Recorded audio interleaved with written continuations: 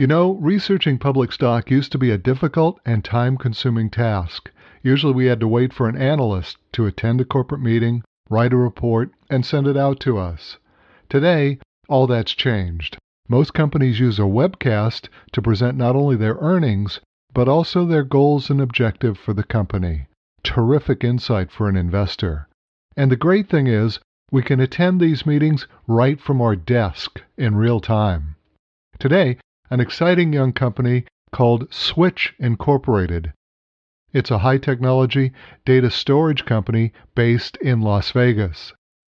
Switch will hold their webcast at 5 p.m. Eastern Time. But before they do, we've prepared a preview of the call outlining their background and any issues we see for the company.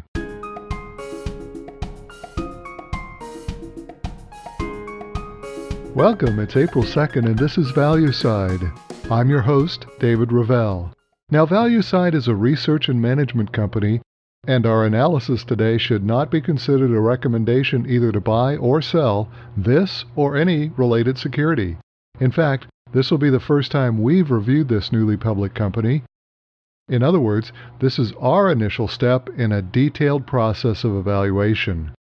So what you're about to hear are our crib notes, if you will, preparing us and you for the call. Well, today we're looking at a very interesting new company, Switch Incorporated, not to be confused with the many other similarly named companies. This Las Vegas headquartered technology company operates a group of data centers around the country. They provide it via a service agreement called co-location. This is where the host company, Switch, rents the equipment, space, and bandwidth to a client company. The client company is free to configure and utilize that facility any way they wish. This gives the client company complete control over their data system while eliminating all the cost and responsibility of actually running a data center.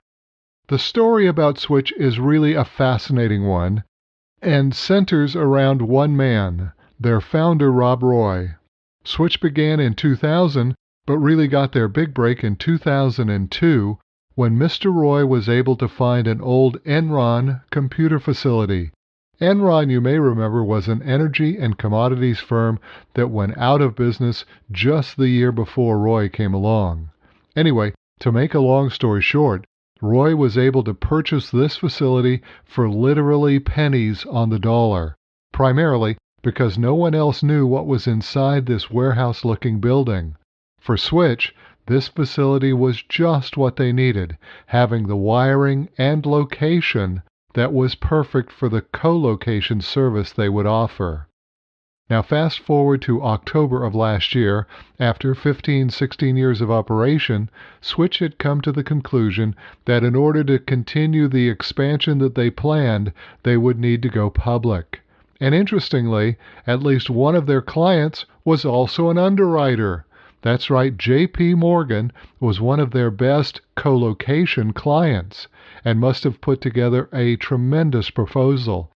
Although I don't know any of the details, Switch certainly made a big impression on Wall Street. They were able to assemble one of the strongest underwriting teams that I've seen in a long time, especially for a new company. In addition to J.P. Morgan, the other lead underwriters included Goldman Sachs, BMO Capital Markets, and Wells Fargo Security.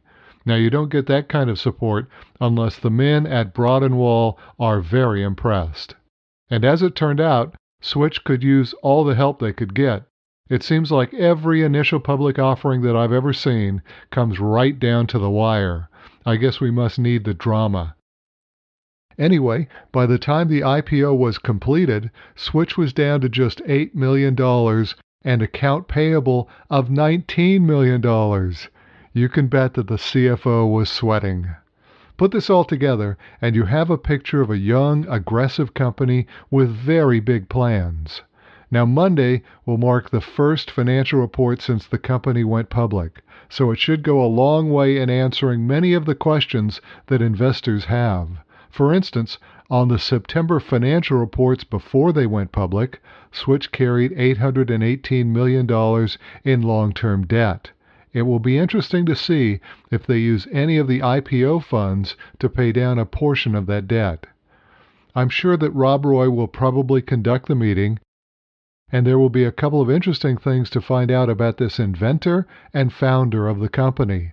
Switch carries 3 classes of stock.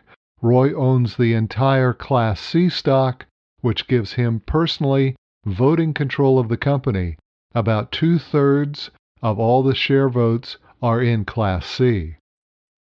Now, it will be worth the price of admission to hear Rob Roy give his version of the future of the data processing industry in general and Switch in particular. The webcast will begin at 5 o'clock Eastern. To view it, go to switch.com, then About, and then go to the Investors button. In other earnings scheduled to be reported today, a brand new company, Cobar, this bioresearch company, has recently completed its round of financing. Cobar Incorporated focuses on establishing treatments for metabolism dysfunction. Their stock trades under the symbol CWBR, and they are also slated to begin their conference at 5 o'clock Eastern. Go to Cobar, COHBAR, Cobar.com. The Investors button is at the top of the page.